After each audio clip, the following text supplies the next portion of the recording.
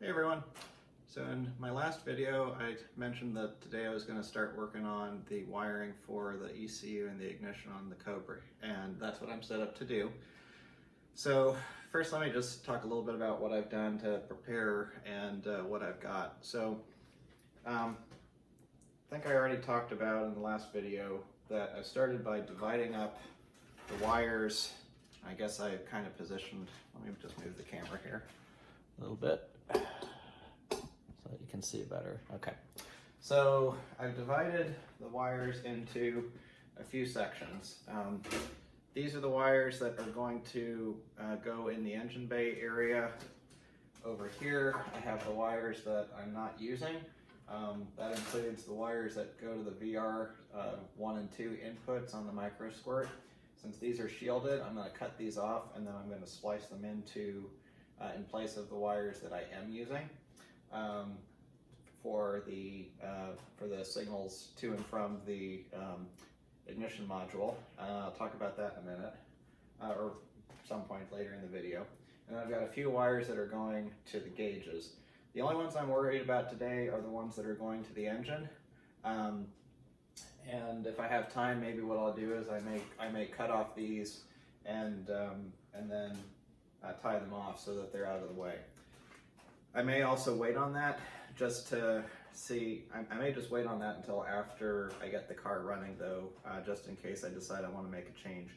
That might be a better idea now that I think about it. So I've got this part set up. I've got my spark plug wires installed and going to the right cylinders.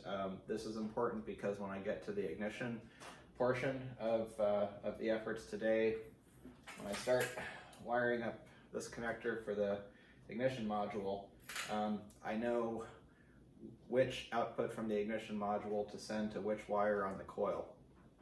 And then over here, move the camera again. So over here next to the car is where I've got my support items set up more or less. So got my laptop, which has the wiring diagram on there, as well as my marked up wiring diagram that says which one of these wires is going to which. Then I've also got my soldering iron, my multimeter, some of the things that I'm going to be using. Talking a little bit about general methodology. So when you buy the pre-made harness for the Microsquirt, they do a really nice job. I don't know if you can see here. Let me see if I can get it close enough. But all these wires are not only different colored, they reuse the same color very few times, but they're also labeled with, I guess you can't read that, but they're labeled with what the function is. And so then if you compare that to the wiring diagram that they provide, tells you which pin it is, which color the wire is supposed to be if you're using their harness, and then what the function is. And so that all makes it a whole lot easier to identify and route your wires. That said, I'm a strong believer in trust but verify, because people can make mistakes. So before I actually solder any of the wires, I'm going to take my multimeter and I'm going to check to make sure that the wire corresponds to the correct pin on the connector. And that's really easy to do because the connectors are clearly labeled for the pins. So that's just a good step to make sure that I don't inadvertently solder a wire in the wrong place. Yep, guess I'm all ready here, so let's get to work.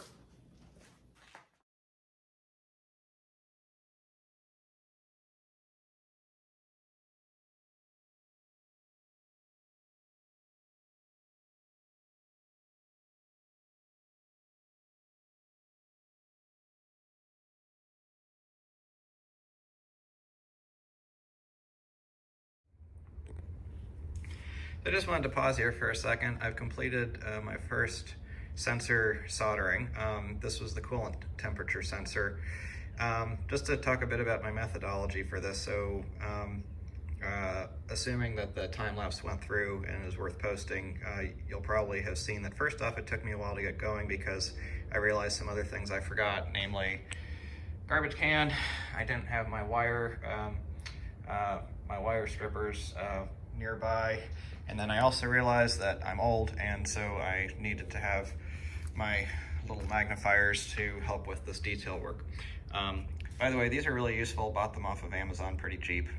They have a whole bunch of different magnifications, so I can just switch out whichever, so that was worthwhile. So anyway, basically twist the wire, got the wires twisted together, heated up, applied solder, and they, I've tugged on them a bit. It's a good solid joint.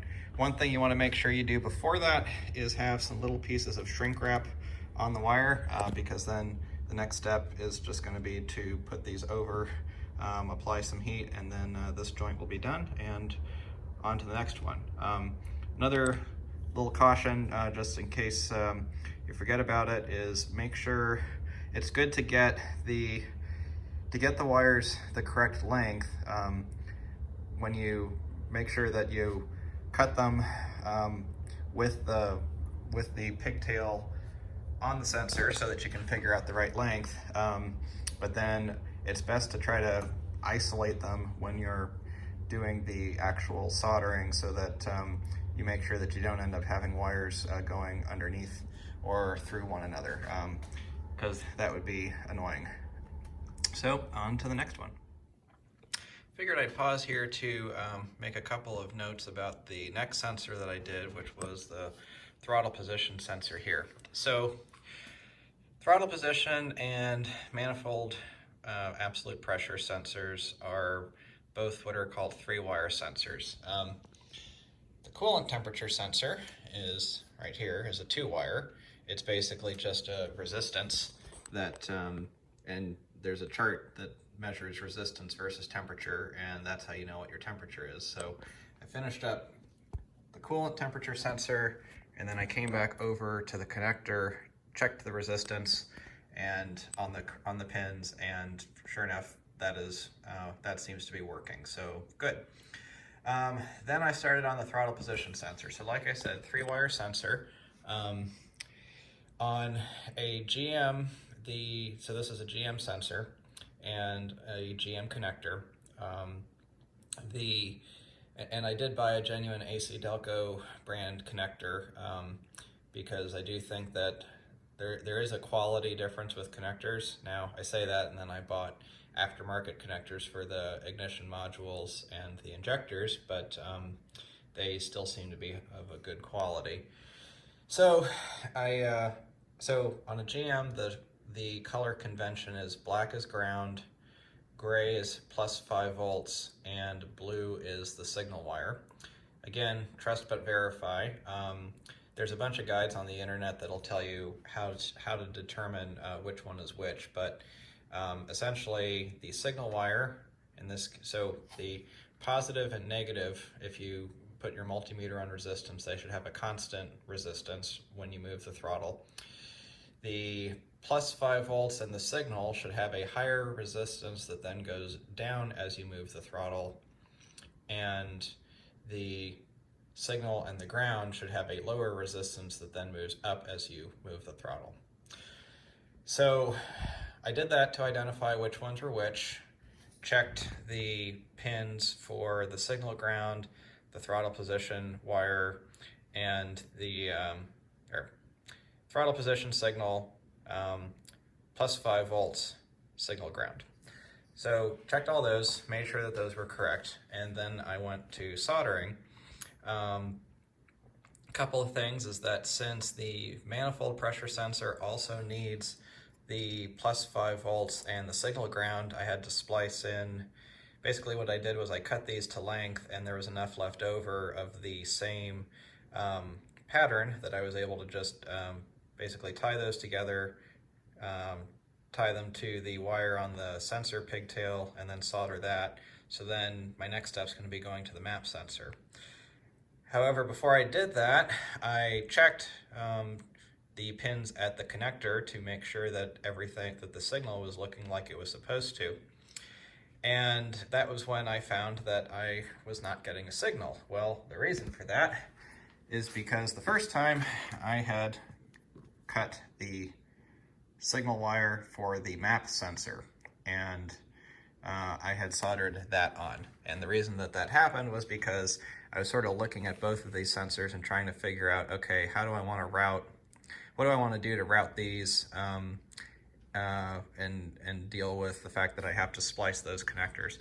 So measure twice, cut once, and then verify that you did it right, because these kinds of things are easy to have happen. Okay, let's shrink wrap these and then move on to the map sensor.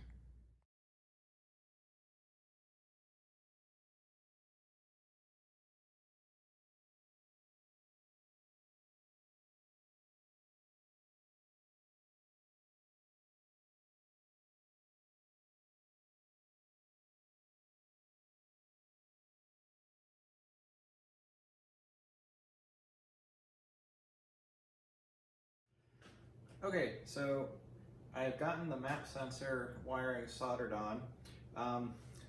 So what I'm going to be doing with this is I'm going to be running a wiring loom across, basically next to this fuel rail here, and that's going to have at least the wiring for the map sensor and the wiring for the injectors. So I've also actually got the injectors soldered for the wire that goes to the Microsquirt. So the way that the fuel injectors are wired is that there's going to be a 12-volt supply that goes on with the key, and that 12 volts is always going to the injectors, and then the Microsquirt fires them by grounding the injectors through its internal circuitry. So basically you've got two ground wires, injector 1, injector 2 for each bank, and then that's what goes to the 2 pins on the Microsquirt. So I've got this bank, I'm just labeling this as bank 2, which I guess is probably what Ford would say as well. So I've got that wired in and soldered. Now I want to check to make sure that all of my injectors are firing correctly. When I bought the connectors, I did the same sort of check at the connector level to make sure that they all worked, and they all did. So I know that at least the connectors and the injectors should be working. To do this, you can just take a 9-volt battery. That's enough to fire the injectors. And then I've got a little jumper wire going into the correct pin on the Microsquirt connector. And all I have to do is just hold it here, and let's see. So we should hear it click. Yep, that one's good. That one's good. That's good. And that's good. Okay, so those are all set. So now I can get started working on the other side. So for that, what I'm going to do is I'm going to run a wire in the front of the engine because there's going to be a few wires that are going over to that bank from this side anyway for the ignition coil and for the crank sensor. So let's get that done. Okay, so I'll take a minute here and just kind of talk about where I am. So I got the driver's side injectors wired up to the ignition 1 wire. So that's soldered, heat shrinked, all of that.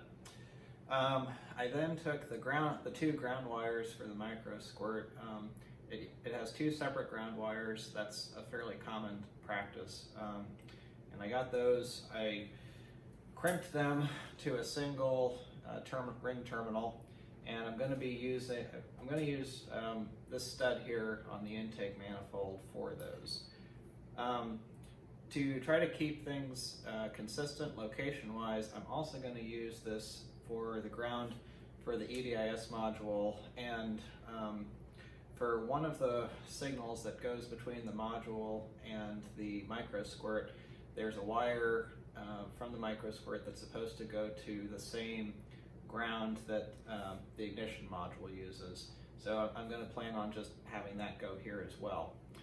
To give you an idea on time scale, it's about 1 o'clock now, and when I started all of this, it was about 10 o'clock in the morning. So it's taken me 3 hours to do, I'm not sure how many wires it's been, but it's basically taken me 3 hours to do a large portion, I guess the most critical portions of the EFI harness. I'm not complete. I've still got the 3 wires, I guess, that I need to wire from the Microsquirt to the ignition controller. I've got 3 wires here that I'm not going to deal with today. One of them is just the 12 volts for the Microsquirt. Another one is the wire that goes to the fuel pump relay. That's going to ultimately go to the back of the car, but I haven't decided how I want to route those wires just yet. That's also why I haven't done the wiring for the positive 12 volts to the injectors, because that's ultimately going to be going to the back of the car. I've decided that's where I'm going to be putting my relays, and I think that makes the most sense for several reasons.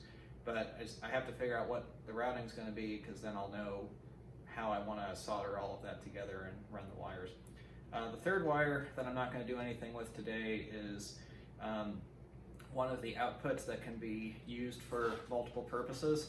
And in this case, I'm going to use it to drive the cooling fan.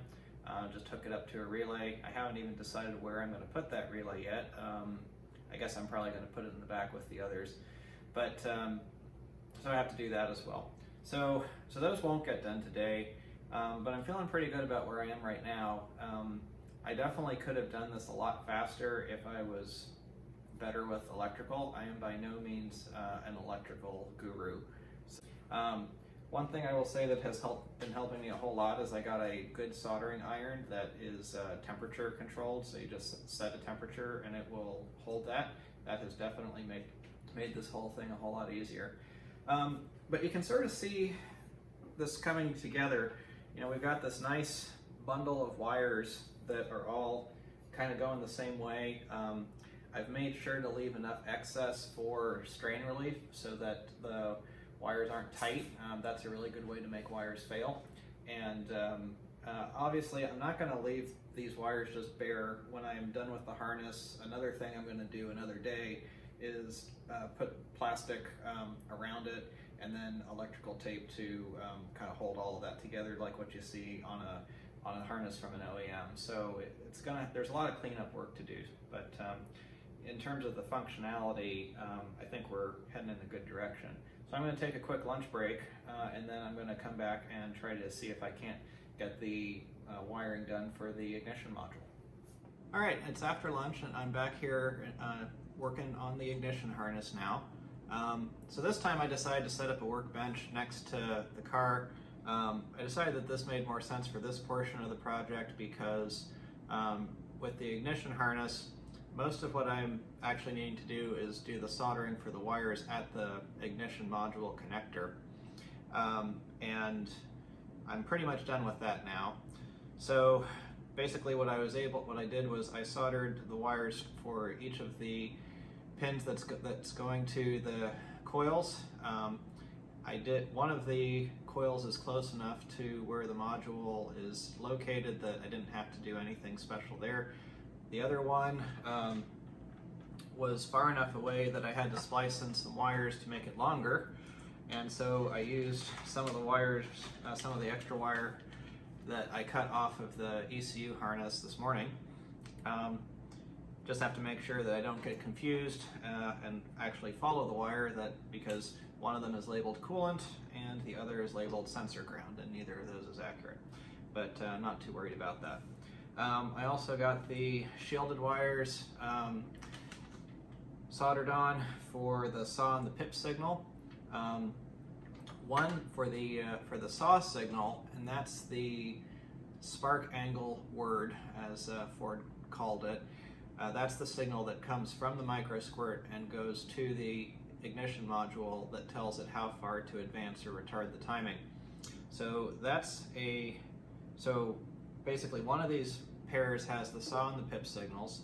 The saw signal is on pin 3 on the EDIS connector, and it's got this little breakout connector here, which all that this is just a little loop to connect one side to the other. But if you take this off, then what you could do is you could put an oscilloscope on and you could measure to see what kind of a signal you're getting for diagnostic purposes. So I think I'm going to leave this in here. Hopefully I never need it, but that's what this is for. So then I got the crank wires soldered on here as well. The only wire at this point that I don't have soldered on is the one for the main power, and kind of like all the other 12 volt power ones, I'm going to wait on that until I figure out exactly how I want to route those. Haven't figured that one out yet.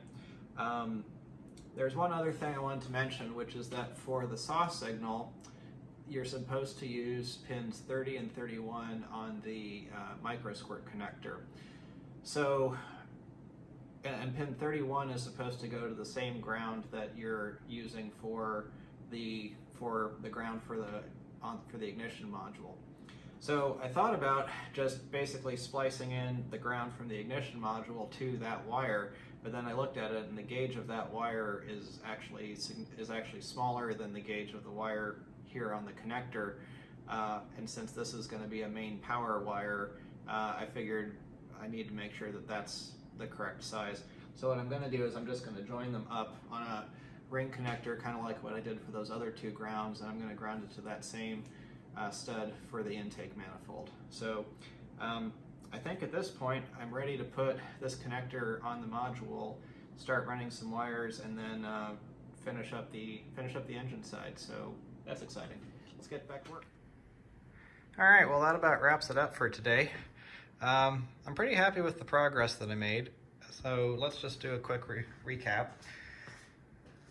So I got the wiring harness for the Microsquirt effectively completed. When I say effectively, the remaining items are the 12 volt power and then a few wires that are going to the back of the car for relays or for and also the fuel pump. And then I've got all of the unused wires tied off over here. I think the more I think about it, the more I've convinced myself that what I'm going to do is just leave these wires off to the side in their full length. And I want to do that because that way, if I get past the first start stage and you know, start maybe even driving the car a little bit and get to the point where I say, I forgot something that I would like to be able to do, that way I haven't made it harder on myself. I'd really like to just leave them all the full length, but I don't think that there's enough room for me to be able to tie them off down there without getting in the way of stuff. But I'll need to think about that more. Maybe I can come up with something that won't be an issue. So that's the ECU wiring harness. As far as the ignition goes, I've got the ignition also completely wired up with the exception of the 12 volt power. I guess a couple of notes on that. So like I said I was going to do earlier, I took the shielded cables that came from the wiring harness for the ECU that I bought that was supposed to be for VR1 sensor and VR2 sensor, and I spliced those in to get the crank sensor input, which needs a shielded wire to the ignition module, and then I also used it for the what's called the SAW and the PIP signals, which on EDIS, that's basically the ignition module telling the ECU this is how fast the engine is spinning, and then the ECU telling the ignition module this is how far you need to advance or retard the timing. So both of those signals need to have shielded wires, so I've got those on. I think one comment I'd like to make just about soldering versus crimping. There's nothing wrong with soldering, there's nothing wrong with crimping. You can make arguments one way or another for which one's better. Certainly there are lots of very precise signals that are handled with crimps, and there's not an issue. I just felt that for this wiring harness, I wanted to solder in as many places as possible, just because I felt that with the tools that I had at my disposal, that was going to provide the best connection and ultimately make the cleanest wiring harness. Going back to the crank sensor for a minute, so with this ignition module, the polarity of the crank sensor does matter. If you have the wires reversed, then what's going to happen is the sinusoid wave coming out that the crank sensor produces is going to be inversed. And if that happens, then the ignition module can't detect the missing tooth, and the engine won't run. So basically, I did a bunch of research, or did a bunch of time Googling, trying to find anything that could tell me definitively which way was going to be which on this sensor, and I couldn't find anything. So I made my best guess, and then I ended up wiring them backwards from my best guess. So it's a 50-50 shot. I did not shrink wrap those wires. You can see the heat shrink. The heat shrink is on there, but I didn't actually go ahead and shrink it. I figure I want to wait until I make sure that the engine runs, or at least make sure that I'm confident that it's wired correctly. And I guess the general routing. So I've got the main loom coming out of that large hole in the firewall there. It all comes down around here. There'll be a split off that goes to the ignition module. That'll go up kind of towards the distributor area, where it then will split off to the passenger side, and then split off again going down the fuel rail here on the driver's side. Still thinking about what I want to do as far as getting wires to the back of the car. I'm sort of leaning towards basically running them down this driver's side fuel rail and then down the transmission tunnel. That's sort of where I'm running a lot of other things. I'm going to be running other wires there. I'm running the air conditioning hoses. But basically, if I kind of come through behind that driver's side head and then come along that square tube there, I think that's probably going to be a good spot for it.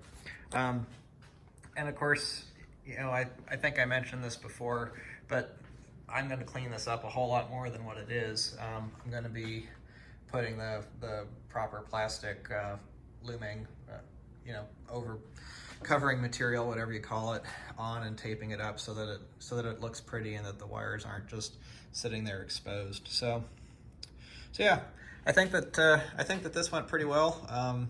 Happy with the progress I made, and it was obviously time to be done because that's how much heat shrink I had left. So I guess I need to order some more. Anyway, I guess this video is probably running pretty long at this point, but this was a pretty significant amount of work that went into it. I hope that you enjoyed the video. Please leave any ideas if you have anything in the comments, and otherwise, thanks for watching. I'll post another video soon. Have a great Memorial Day weekend.